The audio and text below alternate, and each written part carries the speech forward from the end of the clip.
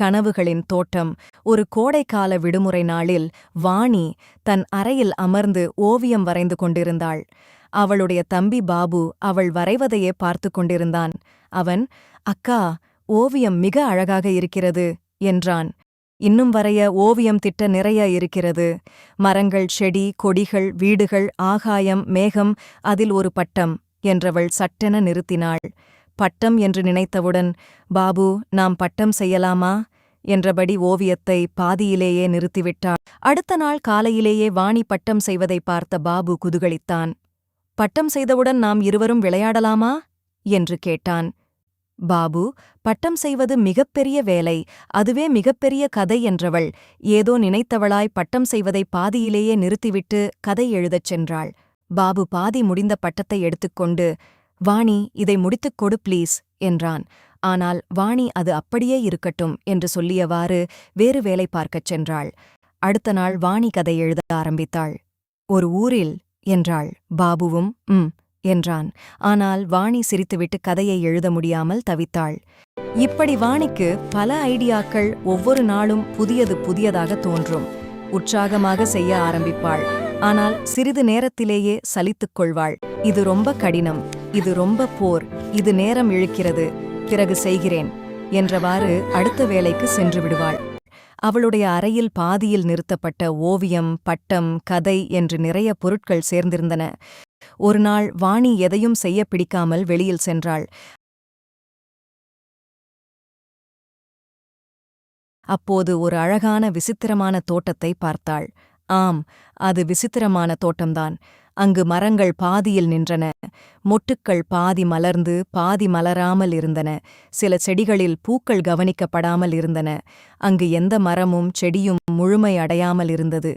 அதை பார்த்து குழம்பிய வாணி மேலும் உள்ளே சென்றாள்.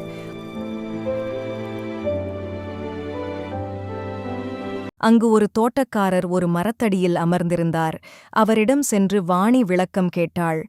அதற்கு அந்த தோட்டக்காரர், "இது கனவுகளின் தோட்டம். இந்த மரம், செடி, கொடிகள் எல்லாம் கனவுகள். மக்கள் தொடங்கி ஆனால் முடிக்காத கனவுகள்" என்றார். அவர் காட்டிய திசையில் பார்த்த வாணி திடுக்கிட்டாள். ஒரு சிறிய செடியில் வாணியின் ஓவியம் என்று இருந்தது. மற்றொன்றில் வாணியின் பட்டம், மற்றொன்று வாணியின் கதை என்றிருந்தது. அவள் குரல் நடுங்கியது. விழிகளில் நீர் வழிந்தது. "இவை என்னுடையவையா?" என்று கேட்டாள். தோட்டக்காரர் தலையாட்டினார். "நீ தொடங்கும் ஒவ்வொரு எண்ணமும் ஒரு விதை மாதிரி. அதை பராமரிக்காமல் அல்லது முடிக்காமல் விட்டால் முழுமையான ஒன்றாக வளராது" என்றார். வாணி அமைதியாக நின்றாள்.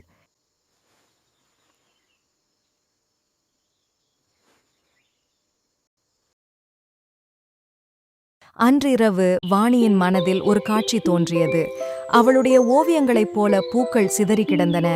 வாணி ஒவ்வொன்றாக பூக்களைத் தொடுக்கத் தொடங்கினாள். அவை ஒரு அழகான மாலையாக மாறியது. ஒரு செயலை ஆரம்பிப்பது எளிது, ஆனால் அதை முடிக்க பொறுமை மற்றும் அர்ப்பணிப்பு தேவை என்பதை வாணி உணர்ந்தாள். அடுத்த நாள் வாணி முன்பு அவள் ஆரம்பித்து முடிக்காமல் விட்ட ஓவியத்தை தேர்ந்தெடுத்து வரையத் தொடங்கினாள். அவள் தன் மனதை ஒருமுகப்படுத்தி ஓவியத்தை முடிப்பதில் கவனம் செலுத்தினாள். மலைகள், நதி, மரங்கள், நிலா, வான்மேகம், பூக்கள் என்று ஓவியம் வரைந்தாள். 2-3 நாட்களில் வாணி அழகான ஓவியத்தை வரைந்து முடித்தாள்.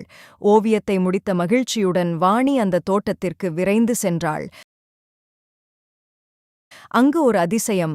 பாதி மொட்டாகவும் மலர்ந்தும் மலராமலும் இருந்த ஒரு மலர் இப்பொழுது முழுமையாக மலர்ந்திருந்தது. அழகானதாய், முழுமையானதாய். தோட்டக்காரர் வாணியிடம், "பார்த்தாயா, ஒரு செயலை தொடங்குவதை விட அதை முழுமையாக முடிப்பதே வெற்றியைத் தரும். அதுதான் கனவுகளுக்கு உயிரோட்டத்தை தரும். மேலும் அவை மதிப்பு மிக்கவையாக மாறும்" என்றார். வாணி வீட்டுக்கு ஓடினாள். தன் தம்பிக்கு ஓவியத்தை பரிசாக கொடுத்தாள். பாபு ஓவியத்தை பார்த்ததும் துள்ளி குதித்தான். வாணி ஓவியத்தை தொடங்கும்போது இருந்த மகிழ்ச்சியை விட அதை முடிக்கும்போது இருக்கும் மகிழ்ச்சி அதிகமாக இருப்பதை உணர்ந்தாள்.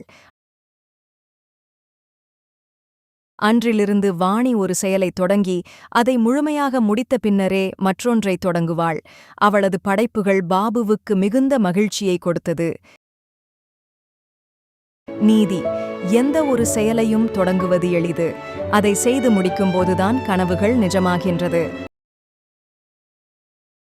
1000 முடிக்கப்படாத கனவுகளை விட செய்து முடித்த ஒரு சின்னஞ்சிறு செயல் மிகவும் மதிப்பு வாய்ந்தது. If you enjoyed the story, give us a big thumbs up, share it with your friends, and don't forget to hit the subscribe button for more stories.